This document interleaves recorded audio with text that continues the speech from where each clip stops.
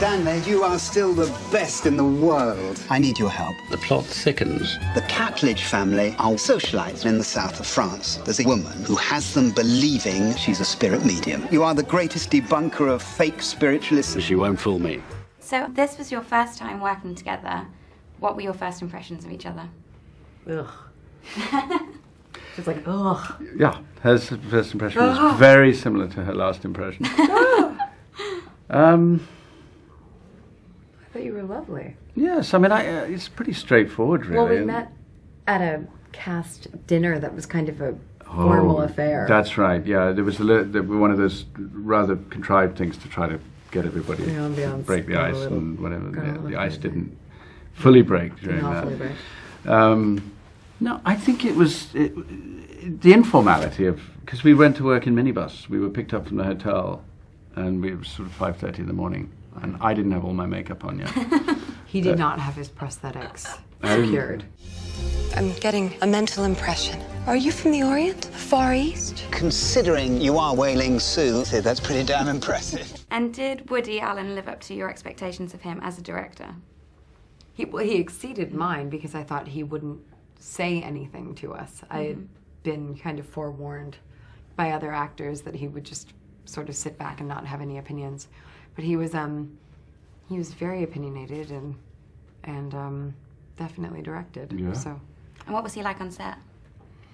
Well, he is shy and he is withdrawn, and I didn't get to know him very well. But when he did come out of the little tent and give his notes, they were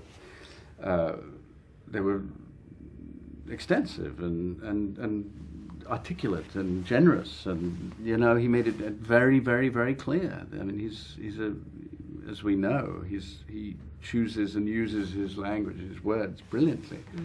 And he was also funny. We were told not to expect that, but he was. And not because he was cracking jokes, but because the little throwaway comments he would make in mock despair, as he walked away, assuming that probably no one will ever go and see the movie anyway or something.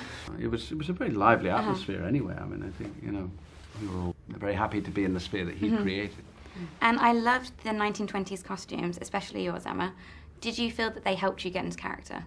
Very much, yeah. Especially because they were from the time period. They were all sourced and vintage and just exquisite. It changes something when you're really living in the clothes of this person. It really does. I mean, I think the language on the page and the costumes you wear have an effect, and they're bound to help you get a feel of how people were at the time. But also, I think those clothes came out of those people's self-image.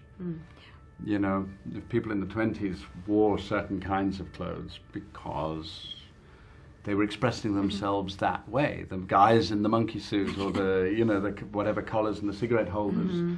And the girls were in shorter dresses probably for the first time in all of history. I mean, post-First World War. Yeah. It was the first time you got the flapper look, and they were party girls. They were designed for dancing and for ease and for the beginning of a bit of liberation in that respect. No, so I think those are things that are quite eloquent of how a society sees itself. You're gonna die! Run! My aunt used to bring me here as a boy. The roof opens up. You can see the universe. It's menacing. You find that menacing?